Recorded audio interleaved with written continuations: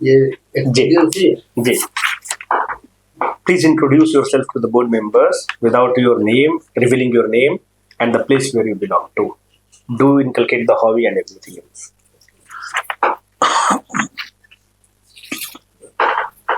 I have done my schooling from the GE Public School.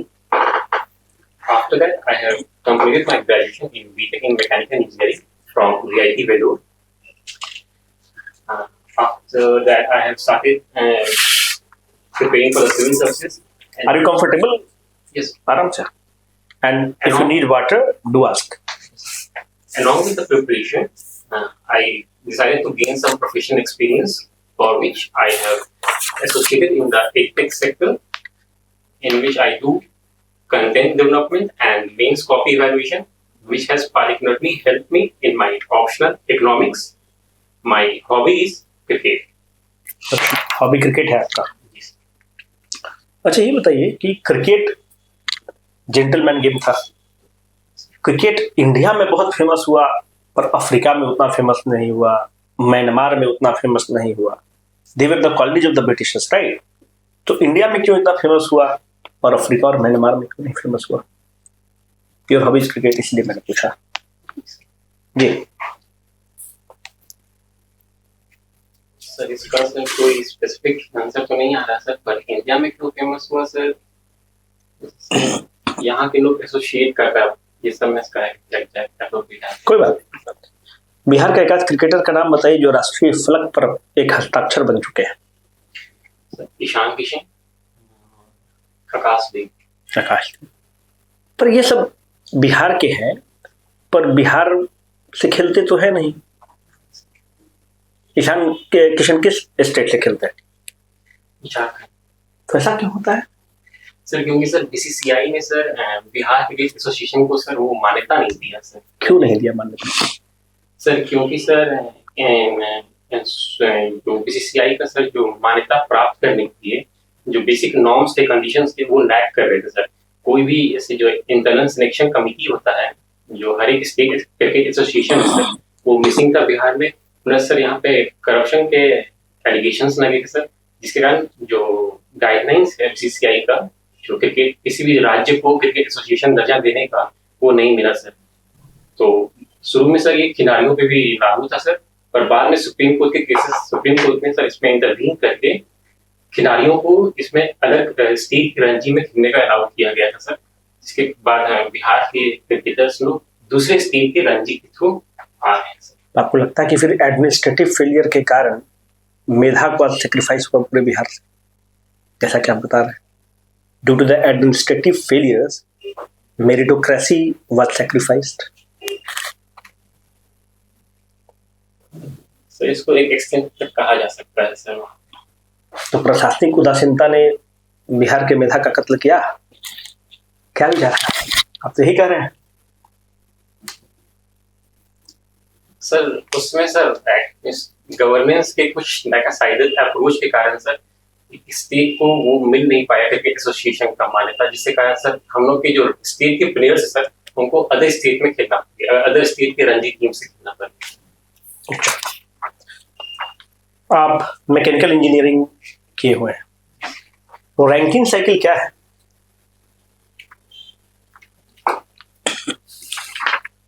Sir अभी reconnect.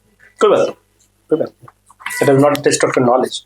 मुझे ये बताइए कि अगर एक पेट्रोल इंजन वाली गाड़ी है, पेट्रोल, अगर उसमें हम डीजल डाल देंगे तो गाड़ी चलेगा, और नहीं चलेगा तो क्यों? और चलेगा तो फिर तो डालना ही चाहिए, सस्ता पड़ेगा थोड़ा सा डीजल. सर पेट्रोल जो गाड़ी की जो इंजन रहेगी सर, वो बेसिकली सर स्पार्क इग्निशन पे काम करती है सर, और उसमें सर कंप्रेशन रेशियो कम चाहिए. जबकि डीजल जब डाला जाएगा सर तो सर वो मोस्टली क्या सर वो कंप्रेशन पे ही डिपेंड करता है सर. तो सर उसमें प्रॉब्लम आई.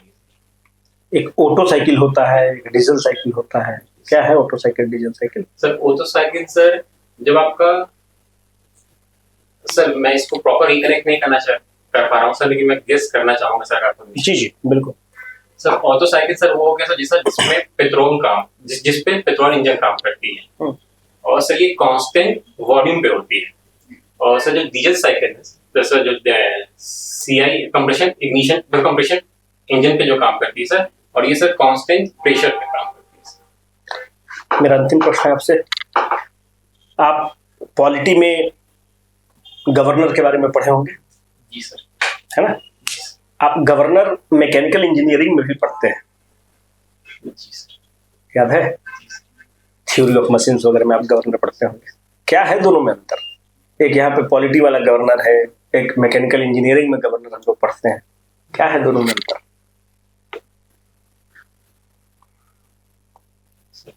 कोई अंतर नहीं है तो गवर्नर क्या होता है? फ्लाईव्हील और गवर्नर, हाँ सर, वही सर। क्या होता है गवर्नर, क्या होता है? सर वही बोल रहा हूँ सर, वही। कोई बात नहीं, कोई बात नहीं। ये जो है, जो आपने पोस्ट ऑप्शन दिया है, आपने सब रजिस्ट्रार को जो है वरीयता दिया है पुलिस सर्विस। जी सर। क्या दिया सर दोनों के दोनों पोस्ट सर बहुत ही अच्छे पोस्ट है सर। सर रजिस्ट्रार को मैंने ऊपर इसलिए दिया सर क्योंकि बिहार में सर जनसंख्या ज्यादा है। जनसंख्या में सर हम लोग तीसरे नंबर पर हैं, पर यही नैन एरिया पे हम लोग सर 12वें नंबर पर हैं। और इससे कारण सर भूमि विवाद सर काफी ज्यादा होता है यहाँ पे, तो इसमें एडमिनिस्ट्रेटिव वर्क ज्यादा है सर सब रजिस्ट्रार में। और सर जहाँ तक सर सब रजिस्ट्रार में जो है वो क्या कर सकता है भूमि विवाद की? सर नैन का सर रजिस्ट्री के सर जो सब रजिस्ट्रार है सर जो डॉक्यूमेंट जाएगा उसका रजिस्ट्री करेगा सर। तो सर उसमें चेक्स एंड बैलेंस भी करना होता है सर। बहुत बार सर क्या चेक? गवर्नमेंट नैन को सर एक मतलब प्राइवेट प्रॉपर्टी करके सर उसको सब रजिस्ट्री कर देना सर, ये सब चीजें सर। तो जिसके कारण सर बाद में सर ये आता है, लिटिगेशन आता है सर। सब रजिस्ट्रार जो है जमीन के टाइटल के विषय में क्वेरी कर सकता है, या उसके पास जो डॉक्यूमेंट गया आप पैसा देने को तैयार है उसको रजिस्ट्रेशन करना, वो क्वेरी कर सकता है। क्या क्या सोच रहे हैं, उसके पास क्या एबिलिटी? सर वो देख सकता है सर कि इस नैन का जो ओरिजिनल जो ओनरशिप है सर, ओनरशिप डीड है सर, वो किसके पास है। ये पुलिस सर्विस को वरीयता देने के लिए जो है या रीजन है आपका? कुछ और रीजन नहीं? बहुत कमाऊ पोस्ट है। नहीं सर। सब रजिस्ट्रार का सर ऑफन सर कभी कभी किसी पोस्ट का सूचन एक तरह का वो बन जाता है, पर सर दोनों के दोनों पोस्ट सर मैंने इसमें शुरू में कहा कि बहुत सही है सर। पुलिस सर्विस में sir mostly crime and law से ये रहता है, जो कि एक फील्ड ड्यूटी है, वो भी सर अपने मतलब डोमेन में सर काफी सही है। लेकिन मेरा जो सर मोस्टली इसको ऊपर देने का कारण ये है सर, इसमें एडमिनिस्ट्रेटिव वर्क और इसमें रिसोर्स ऑप्टिमाइजेशन करने का काम है। इंजीनियर का के रूप में जो आपका एक्सपीरियंस है, एजुकेशन, वो आपके एडमिनिस्ट्रेटिव वर्क में किस हद तक हेल्प या नहीं? इंजीनियरिंग का जो आपने जो है एजुकेशन, ये आपको जो है एडमिनिस्ट्रेशन में किस हद तक, किस रूप में जो है हेल्पफुल हो सकता है? सर जैसे सर मैंने सर मैकेनिकल इंजीनियरिंग में इंजीनियरिंग किया सर, इसमें सर कभी भी कोई भी समस्या आती है सर, तो हम लोग उसको सब समस्या के रूट प्रॉब्लम्स पे जाना चाहते हैं, उसके बाद सॉल्व करते हैं। इसके लिए सर हम लोगों ने ऑब्जेक्टिविटी को भी और डाटा के बेसिस पे भी हम लोग इसके सोल्यूशन पे पहुंचते हैं सर। उसी हिसाब से सर प्रशासन में भी जब भी कोई समस्या आएगी उसके रूट कॉज को समझना सर जरूरी रहेगा। और सर कोई भी फैसला लेने से पहले उसके लिए उसके समर्थन में डाटा और फैक्ट्स के बेसिस पे सर ये जो है, ये जो आपने जो है काफी इवैल्यूएशन का कंटेंट क्रिएशन में कार्य किया है। कोचिंग इंस्टीट्यूट्स के जो बच्चे आते हैं, अगर मैं कहूँ कि ज्यादातर उन्हें रटे रटाए उत्तर देने की आदत है, इससे कितना सहमत है? कोचिंग इंस्टीट्यूट्स के जो बच्चे हैं वो ज्यादातर रटे रटाए question without knowing the concept, वो रटे रटाए उत्तर उनके ज्यादा है। इस पर आप सहमत है? नहीं सर। इवैल्यूएशन किए होंगे काफी इवैल्यूएशन। जी सर। उत्तर रटे रटाए होते हैं, इससे सहमत नहीं? नहीं सर। कई बार सर वो डिपेंड करता है sir question of the demand से सर। जैसे sir within the time sir examination process भी काफी इवॉल्व हुआ है, और क्वेश्चन के नेचर और मेन डिमांड को जब तक एड्रेस ना किया जाए तब तक सर उस चीज को सर आप सही अगर बढ़ते रहता है चीज को ही कॉपी पेस्ट कीजिएगा वो ये तो हुआ कि रटा रटाया नहीं होना, लेकिन जो है अगर यह कहा जाए कि कोचिंग करके जो बच्चे आते हैं तो उनको सिलेक्टिव क्वेश्चन बता देता है, इन क्वेश्चन पर ज्यादा ध्यान दीजिए, इनके उत्तर याद कर लीजिए, तो वो रटे रटाए उत्तर देते हैं। आप काफी इवेल्युएशन में आप इस चीज से सहमत है कि ज्यादातर रटे रटाए आंसर सब सारे बच्चों के जो बच्चे कोचिंग से आए। नहीं सर वो बच्चों को सब बेसिक फ्रेमवर्क दे दिया जाता है। डाइवर्सिटी मिलता है कोचिंग से, जो बच्चे आते हैं उनके आंसर में कहीं डाइवर्सिटी या इनोवेशन मिलता है सर। जी सर किसी भी सर टॉपिक पे सर मोस्टली सर 60 से 70% सर टॉपिक सर सेम ही रहेगा कंटेंट, वो जो 30% जो चेंजेस आते हैं वो कैंडिडेट का अपना सर जो भी उसको अंडरस्टैंडिंग होता है मे भी उस रहते रहता है, जो आप जो कह रहे हैं फ्रेमवर्क एक्सप्लेन सर, तो जो उनका उन्होंने अपने से सेल्फ स्टडी किया या फिर जो अलग सोर्सेज से जो आइडेंटिफाई किया, तो सर उससे सर का डाइवर्सिटी आता है सर। अभी जो है right to information, right to information इसके विषय में कुछ जानते हैं sir? Right to information sir एक एक्ट पास हुआ जिसके तहत सर कोई भी इंफॉर्मेशन अगर आपको चाहिए गवर्नमेंट सेंस में जो कि पब्लिक इंटरेस्ट में रहे वो आप गवर्नमेंट से मांग सकते हैं सर। अगर मान लीजिए कि जो है अगर कोई इंफॉर्मेशन मांगना है जो किसी की पर्सनल इंफॉर्मेशन, जी सर, मांगा जा सकता है। किसी पब्लिक सर्वेंट से संबंधित प्राइवेट इंफॉर्मेशन, उसका पर्सनल पब्लिक सर्वेंट सर अगर कोई भी काम जो गवर्नमेंट एज उसका पर्सनल इंफॉर्मेशन आर्टिकल 12 के अंतर्गत सर जो भी पब्लिक सर्वेंट रहेंगे या जो गवर्नमेंट के लिए काम करेंगे सर उस विषय में, जैसे सर और वो भी सर एक लिमिट में सर, जैसे कि आपके पास ये इनकम कितना है या फिर ओनरशिप कितना है या आपके जो भी डिपेंडेंस है आपके उनके इनकम और ओनर उस लेवल तक माना जा सकता है सर। उसमें भी सर एक रीजनेबल रिस्ट्रिक्शंस रखते हुए सर डिपेंडेंट्स की संख्या भी मानी जा सकती है जी सर, किसी पर्सन के फैमिली अफेयर्स के विषय में माना जा सकता है। वाइफ क्या करती है, पिताजी क्या करते हैं, ये सारी भी मांगी जा सकती है। सर ये जो क्या करते हैं ये तो गवर्नमेंट सर्वेंट सर जो भी है सर अपना वो इनकम टैक्स पे रिवील करते ही हैं, ये सरकार के पोर्टल पे ये पब्लिक डोमेन में अवेलेबल भी रहता है। इनकम टैक्स पर जो में जो रिवील करते हैं वो सरकार के पोर्टल पर आता है। नहीं सर इनकम टैक्स सर वो तो फाइल करते सर, इनकम डिक्लेरेशन सर जो इनकम डिक्लेरेशन करते हैं वो तो सर फैमिली का इनकम टैक्स, फैमिली वाली चीज, पर्सनल इंफॉर्मेशन।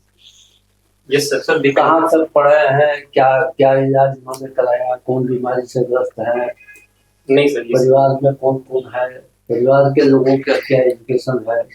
नहीं सर तो ये परिवार के लोग ये सिर्फ सर जो रीजनेबल रिस्ट्रिक्शन सर जो मतलब जो इनकम कब जो है पर्सनल इंफॉर्मेशन कब मांगा जा सकता है किसी पब्लिशर में। एक देखा सर देखा तो है सर, पर्सनल इंफॉर्मेशन कब मांगा जा सकता है।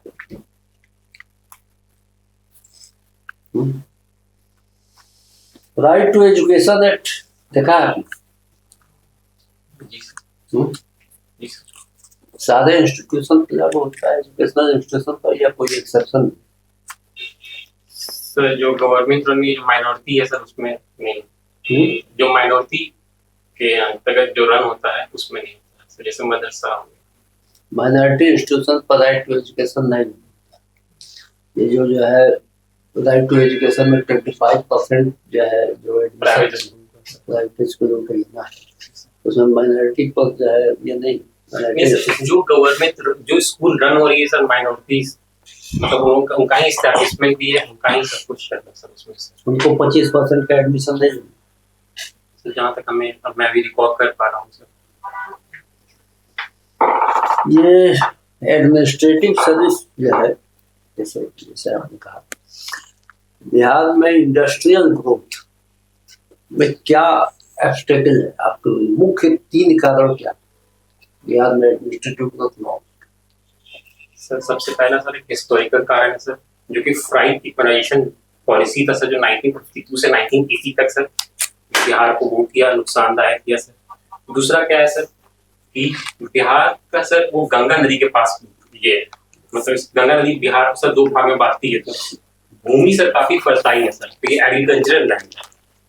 और तीसरा क्या है सर कि बिहार की जनसंख्या ज्यादा है और लैंड कम है, तो लैंड अलॉटमेंट या फिर लैंड को इंडस्ट्री को ये करना, अधिग्रहण करना भी सर अंडर आपका जो है लैंड जो है अनअवेलेबिलिटी आपका अनअवेलेबिलिटी नहीं करे सर, लैंड के ऊपर रिसोर्स का ये क्या जा रहा है सर, मतलब लैंड के ऊपर एज एडमिनिस्ट्रेटिव अफसर क्या क्या आपके पास जो है इस चीज का सोल्यूशन आप क्या सोचते हैं? अगर आप एडमिनिस्ट्रेटिव अफसर हैं या इंडस्ट्रियल ग्रोथ के लिए आप क्या करते हैं, किस तरह की प्लानिंग सोच सकते हैं? जी सर, सर बिहार को आप देखिएगा सर, तो बिहार में सर डिस्ट्रिक्ट वाइज भी बहुत वो है, पोटेंशियल है।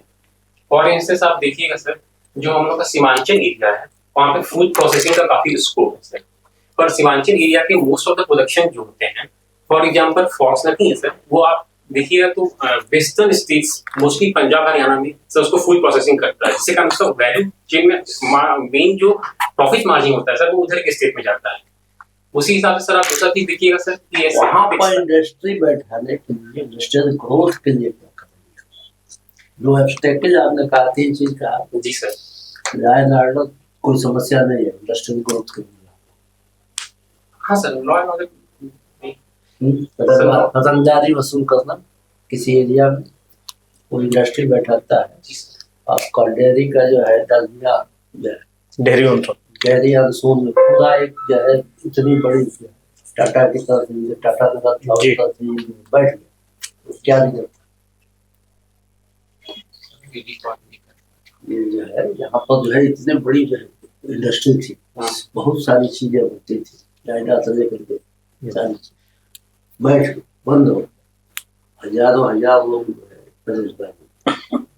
और बगल में झारखंड में जो है टाटा ग्रोथ का क्या हो जा रहा है, आपके जो तीनों चीज का है उसमें से कोई वहां पर एविडेंस नहीं, जमीन उसके पास था, सरकारी चीजें थी, फिर भी बैठे। उसके बाद किसी ने बिहार में इंडस्ट्री नहीं लगाया, कोई बड़ा इंडस्ट्रियलिस्ट नहीं आया यहाँ पर, क्या हो जा रहा है? सर अभी के समय में sir government sir proper promote कर रही है, जिसके तहत जो अभी रिसेंट में सर इन्वेस्टमेंट समिट भी हुआ था बिहार में सर, उसमें सर काफी इंडस्ट्रियलिस्ट ने ये किया था, मतलब भागीदारी तो सबने की, कितना इम्प्लीमेंट हुआ जमीन पर? हाँ सर, ये इशू है सर, जिसके लिए नहीं हो रहा।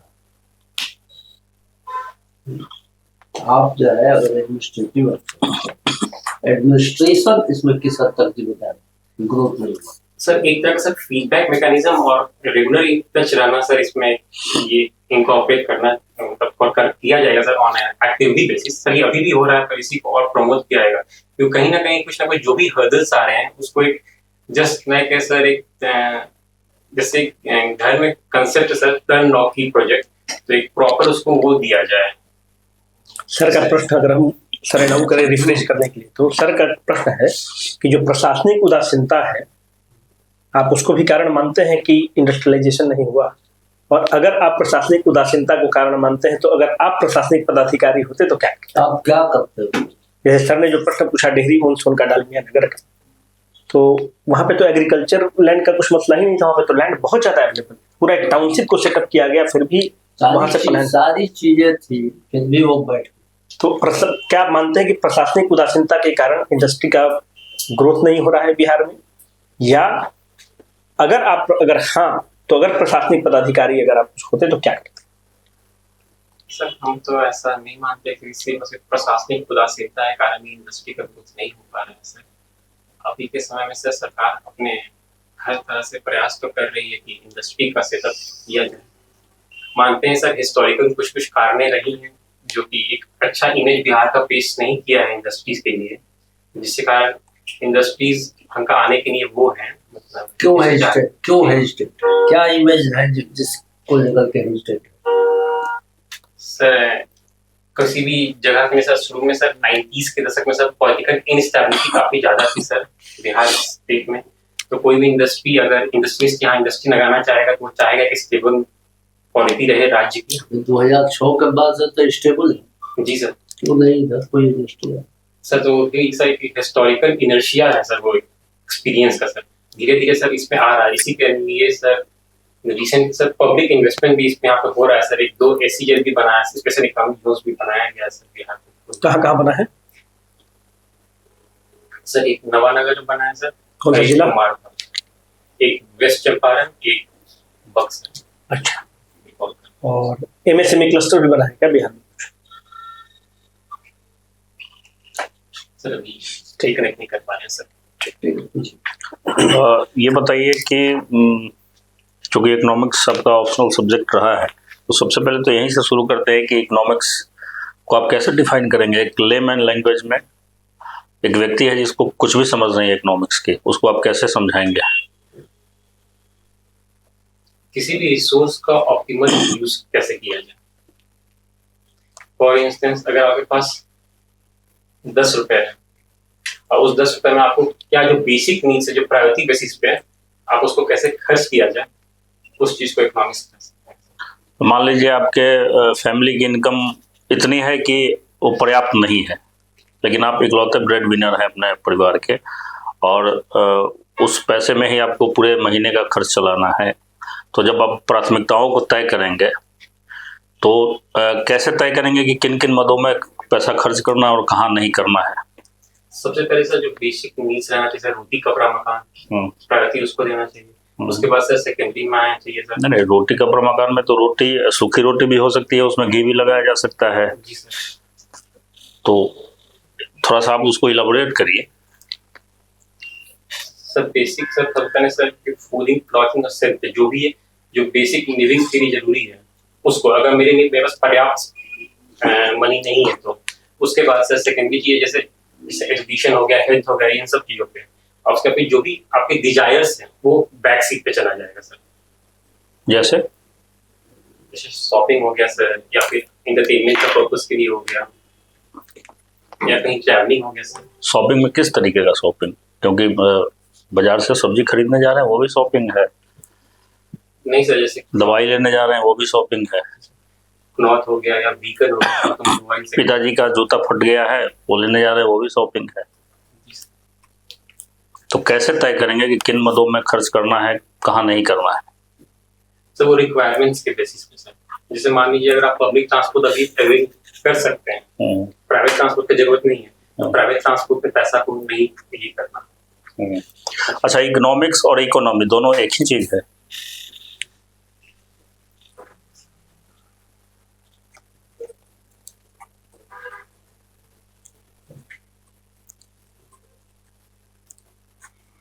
इसका डिफरेंस गिग इकोनॉमी के बारे में जानते हैं आप? जी सर। क्या होता है? सर एक शॉर्ट टर्म कॉन्ट्रैक्चुअल वर्क होता है जिसपे डिपेंड करता है जितना देर आपका काम है और जो भी आपका कॉन्ट्रैक्ट है उसको सर। इसमें सर वर्कर को भी वो रहता है कि कोई फिक्स टाइम लिमिट नहीं है, डिपेंड करता है जो भी उसको कॉन्ट्रैक्ट मिला उसको उस फिक्स ड्यूरेशन में करना है, उसी के बेसिस पे रिवॉल्यूशन। अच्छा, इंटरनेशनल रिलेशंस में एक टर्म आप अक्सर सुनते होंगे, जियो इकोनॉमिक्स, आपने सुना है? जी सर। क्या मतलब होता है इसका? उसका सर कि कंट्रीज जो है सर कि अब इकोनॉमी को as a centre of table रख रहे हैं डिस्कशन में, जिससे क्या अलायंसेस हो रहा है। सब इंटरनेशनल रिलेशन में सर कोई भी परमानेंट दुश्मन और परमानेंट दोस्त नहीं होता है सर। तो आज के बेसिस पे जो अलायंसेस हो रहे हैं वो टेरिटोरियल सिक्योरिटी को एक मतलब इन द सेंस उसको मध्य उसके साथ ही साथ इकोनॉमिक को भी सर ये दिया जा रहा है, डोमिनेंस दिया जा रहा है सर। इसमें सर से आपको ट्रेड डील्स हो गया जिसके अंतर्गत हम लोग फ्री ट्रेड एग्रीमेंट कर रहे हैं। और कौन कौन से टूल्स इस्तेमाल किए जाते हैं जियो इकोनॉमिक्स में, और कौन कौन से टूल्स इस्तेमाल किए जाते हैं? सर जैसे सर उसपे ट्रेड एग्रीमेंट हो गया सर, जिसमें कस्टम्स हो गया, वैट्स हो गया, बाकी फिर टैरिफ भी लगाते हैं, कहीं कहीं ट्रेड वार भी हो जाता है सर अगर आपको किसी के इकोनॉमिक्स को वो करना है। आप श्योर हैं कि जियो इकोनॉमिक्स में टैरिफ भी एक टूल है? Sir tariff in negative interpretation sir. 21st century में सर कोई भी सर डायरेक्ट कंपटीशन नहीं चाहेगा सर। नहीं, निगेटिव पॉजिटिव की बात नहीं है, आप श्योर हैं कि टैरिफ भी एक टूल है जियो इकोनॉमिक्स में? यस। ठीक है। चूंकि क्रिकेट ही आपकी हॉबी है, तो अभी बांग्लादेश के किसी खिलाड़ी को IPL टीम में लिया गया और इस पर काफी विवाद हुआ। बीसीसीआई ने कुछ कहा है इसके बारे में क्या? सर ऑफिशियल स्टेटमेंट कुछ नहीं दिया गया था सर। उन्होंने ये ऐसा मीडिया रिपोर्ट में आया था कि उन्होंने उस टीम के एक्चुअली सर ये बेसिकली मुस्तफिजुर रहमान बांग्लादेश के बॉलर थे। तो बीसीसीआई ने सर केकेआर जो जो टीम ने उन्होंने परचेज किया था उनको कहा था रिलीज करने के लिए, और इसके बदले में उनको पे ऑप्शन दिया कि आप किसी और प्लेयर को ये खरीद सकते हैं। आपके अकॉर्डिंग ये ठीक हुआ? बांग्लादेश में कुछ हो रहा है, उसका खेल से क्या लेना देना? खिलाड़ी को उसमें क्यों घसीटा जा रहा है?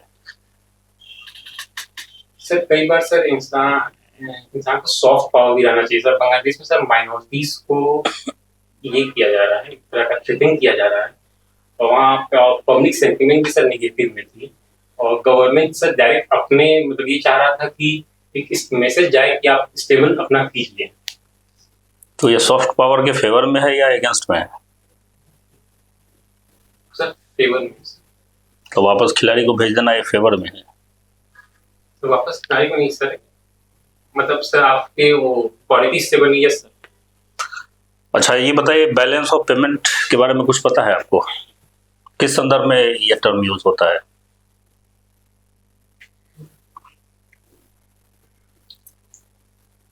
Sir balance of payment sir ये इकोनॉमिक्स का टर्म है सर, जिसमें करेंट अकाउंट और कैपिटल अकाउंट दोनों के इनकम और एक्सपेंडिचर के संदर्भ में यूज होता है sir.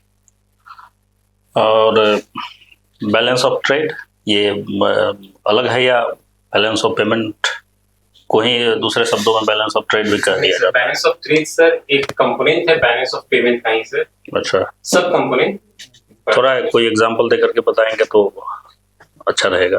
Sir balance of payment हो गया सर, जैसे इंडिया का जो भी हो गया, जितना भी इंडिया के पास पैसा आया और पैसा खर्च हुआ, जैसे खर्च भी हुआ सर तो अलग अलग किस किस जगह पे, और कहाँ से पैसा आया? सर वो इंटरेस्ट आया, रेमिटेंसेस आया, लोन्स आए, गवर्नमेंट का टैक्स आया, ये सब बैलेंस ऑफ पेमेंट में है। आप श्योर हैं? आप जो बोल रहे हैं वो सब बैलेंस ऑफ पेमेंट का कंपोनेंट्स है? चलिए, जो यूक्रेन और रसिया के बीच जो काफी लंबे समय से वार चल रहा है, ग्लोबल इकोनॉमी पर इसका क्या असर हुआ? कैसे देखते हैं इसको आप?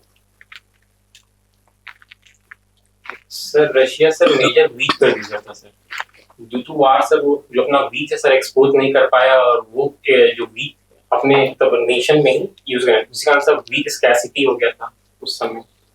दूसरा समय सर क्या हुआ, रशिया यूक्रेन वार के कारण सर ये रशिया पर काफी सैंक्शंस लग गए थे, तो जिसके कारण सर ये ट्रेड में भी काफी इफेक्ट आया सर, क्योंकि ग्लोबलाइज्ड वर्ल्ड ऑर्डर में सब मार्केट सर इंटरकनेक्टेड है।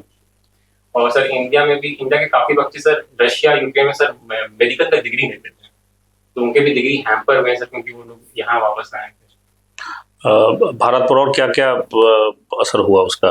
रसिया यूक्रेन के बीच जो कॉन्फ्लिक्ट या वार आप कहिए, उसका भारत पर क्या नकारात्मक असर पड़ा? सर नकारात्मक सर ये पड़ा सर कि रशिया हम लोग के साथ टाइम डिस्टेंस फ्रेंड था सर, और इसी समय हम लोग हाँ, मतलब अभी है सर है। अच्छा अच्छा। तो उसी के लिए सर हम लोगों ने वहां से तेल लिया, जिसके कारण सर हम लोग को टैरिफ यूएस सैंक्शन लगा रखा था, तो उसके कारण हमको सर ये टैरिफ झेलना पड़ा, जो कभी 50% टैरिफ है सर यूएस के एक्सपोर्ट्स पे। अच्छा, ये बताइए लास्ट क्वेश्चन के, इकोनॉमिक डेवलपमेंट और इकोनॉमिक ग्रोथ ये दोनों अलग अलग है या एक ही चीज है, बदल बदल के प्रयोग में लाया जाता है? सर अलग अलग है सर। आप समझा पाए इसको अगर लेमैन लैंग्वेज में? इकोनॉमिक डेवलपमेंट जो हो गया सर वो क्वालिटी हो गया, और इकोनॉमिक ग्रोथ जो हो गया सर वो क्वांटिटेटिव बेसिस पे हो गया। जैसे सर अगर किसी देश का जीडीपी 8% है, तो ये जरूरी नहीं है कि उसका इकोनॉमिक ग्रोथ अच्छा है, तो उसका डेवलपमेंट डिपेंड करेगा सर उसके ह्यूमन डेवलपमेंट कैसा हुआ उसका उस पे सर। तो भारत में ग्रोथ है या डेवलपमेंट है? सर भारत में सर दोनों है सर। दोनों है? श्योर हैं आप? जी सर। और अमेरिका में? अमेरिका में सर ग्रोथ कम है अभी भारत की तुलना में। ठीक है सर, जा सकते हैं।